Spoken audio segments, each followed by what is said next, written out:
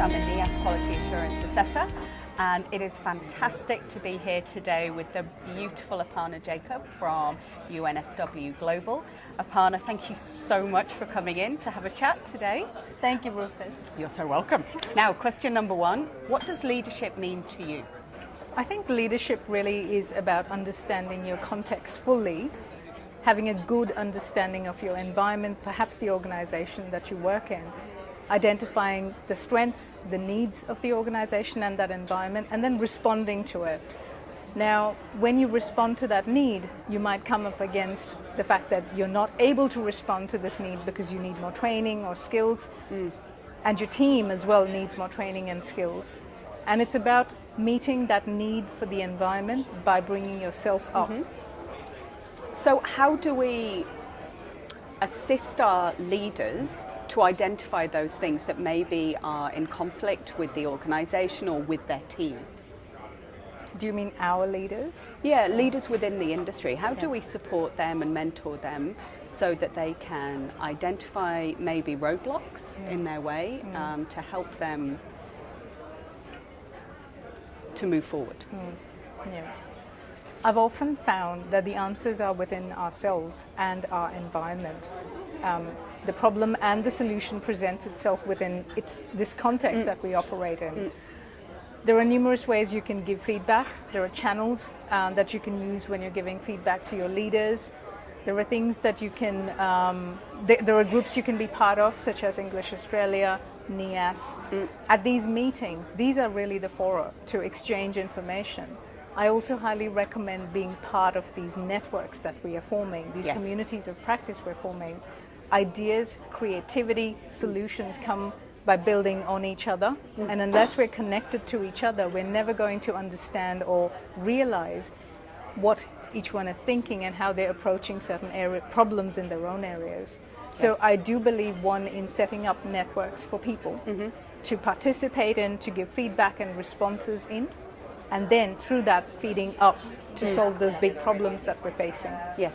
So one of the challenges that is being talked about at the moment is the difference between being a leader and being a manager, and actually juggling those two possibly very different roles. What advice would you give to somebody who is unsure which position they fill?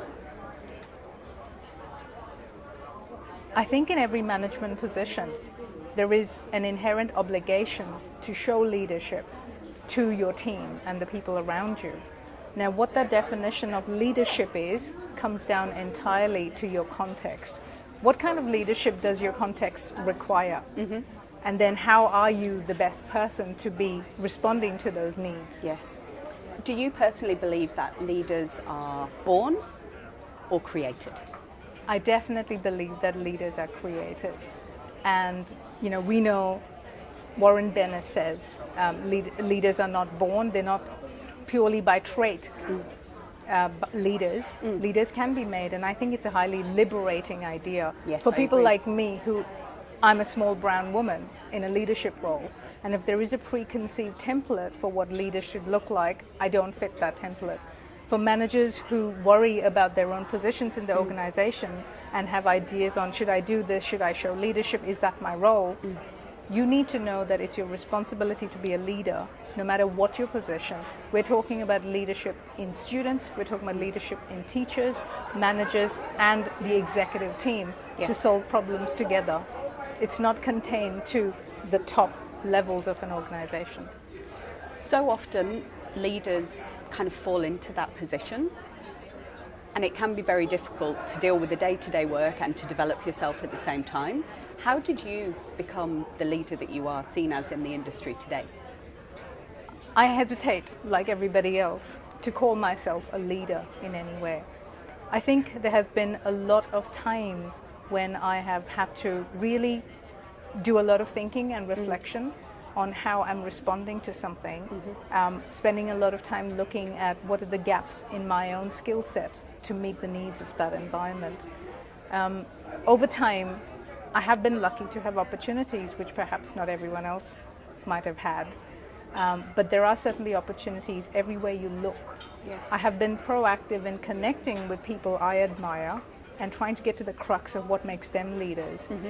Through a lot of conversation, engagement with people across the industry, through building networks, I think is the way to go for anyone in any position. So I know that you did the Iddleton course in Brisbane with me, and that was a fantastic learning experience, very inspiring. Are there any other resources that you would suggest to a new leader? So leadership, given that it's not a specific type or brand of leadership that we're talking about, could be either to do with your context in education, it could be educational leadership, it could be the kind of leadership that is the strategic management leadership, it could be marketing leadership. So which of the areas do you want to specialize in is something you'll have to make a decision on. I do believe after a point in specialization, being a generalist is very useful, but I do think you need to find the technical skills and abilities that makes you an expert in that area as well. There are so many courses available, plus there are so many people in our industry that you look up to and you can ask and get recommendations from. That's definitely something that someone starting out on their leadership journey should explore. So the last question, those people who are just starting off on their leadership journey, what is one piece of advice that you would give to that person? I would say be fully engaged no matter what you're doing. If you're bored, you should leave. There are better things you could be doing with your time, but if you're there and you make a commitment to making something out of that opportunity, I recommend going in with your eyes and ears fully open, looking for opportunities, looking for those gaps, and then thinking how you can fix those gaps. Like I said, the problems and solutions are within our own context. Yes. You're a leader in your context depending on how you respond to the need. When you go to a different context, you will have to come up with an entirely different strategy. So it's entirely up to you what you do with opportunities given to you. And I do recommend, if you don't like something you're doing, find the next thing that you want to do and be good at it. Well, thank you so much to Aparna, who's given us a lot of interesting things to think about, to take away and maybe share with the teams that we work with. It's clear that you're a leader. It's clear that you have a lot to say, and we look forward to hearing more from you in the future. Thanks so much, Aparna. Thank you, Rufus.